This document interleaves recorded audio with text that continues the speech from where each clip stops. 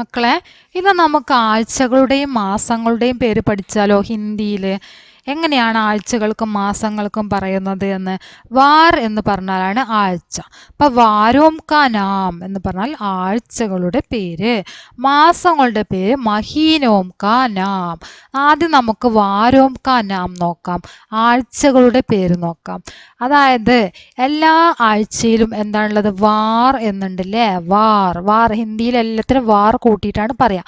ഇംഗ്ലീഷിൽ Sunday, Monday, Tuesday, Wednesday, Thursday, Friday, Saturday, തിങ്കൾ, ചൊവ്വ, ബുധൻ, വ്യാഴം, വെള്ളി, ശനി, ഞായർ. ഓക്കെ. ഹിന്ദിയിൽ പറയുന്നത് രവിവാർ, സോമവാർ, മംഗൾവാർ, ബുധവാർ, ഗുരുവാർ, ശുക്രവാർ, ശനിവാർ. രവി അത് പഠിക്കാനുള്ള സിമ്പിൾ ആയിട്ടുള്ള വഴിയാണ്. രവി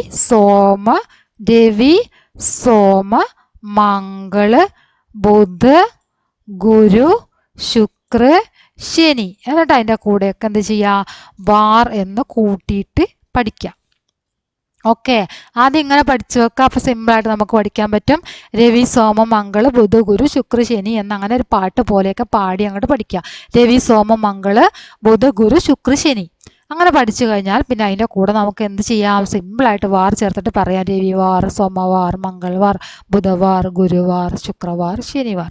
ഓക്കെ, അത്രയേ ഉള്ളൂ. വളരെ സിമ്പിളായിട്ട് പഠിക്കാൻ പറ്റിയ കാര്യമാണ്. നിങ്ങൾക്ക് എപ്പോഴും ആവശ്യം വരുന്ന കാര്യമാണത്. അതുകൊണ്ട് നന്നായിട്ട് പഠിച്ചിട്ട് വെക്കാം. ഇനി നമുക്ക് നോക്കാൻ പോകുന്ന മാസങ്ങളുടെ പേരാണ് മഹീനോം കാ നാം. മഹീനോം കാ നാം ജനുവരി, ഫെബ്രുവരി, മാർച്ച്, ഏപ്രിൽ, മെയ്, ജൂൺ, ജൂലൈ, ആഗസ്റ്റ്, സെപ്റ്റംബർ, ഒക്ടോബർ, നവംബർ, ഡിസംബർ. അത്രയും എല്ലാവർക്കും അറിയുന്നതാണ്, ശരിക്കും അറിയുന്നതാണ്. ഹിന്ദിയിലേക്ക് വരുമ്പോൾ അത് ചെറിയ മാറ്റം മാത്രമേ ഉള്ളൂ. ജനുവരി എന്നത് ജനുവരി എന്ന് എഴുതും. ഫെബ്രുവരിക്ക് ഫെബ്രുവരിക്ക് എന്താ പറയുന്നത്?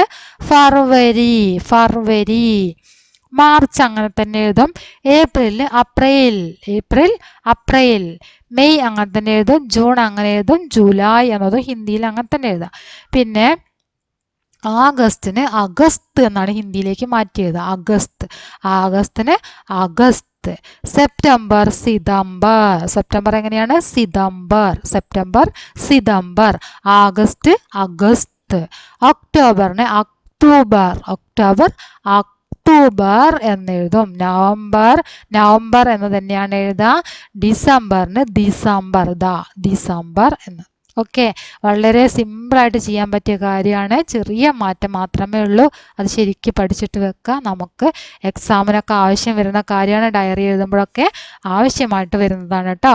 ഓക്കെ, അപ്പോൾ എന്താണ് വീഡിയോ ഫുള്ളായിട്ട് കാണുക. നിങ്ങളുടെ അഭിപ്രായങ്ങൾ അറിയിക്കുക.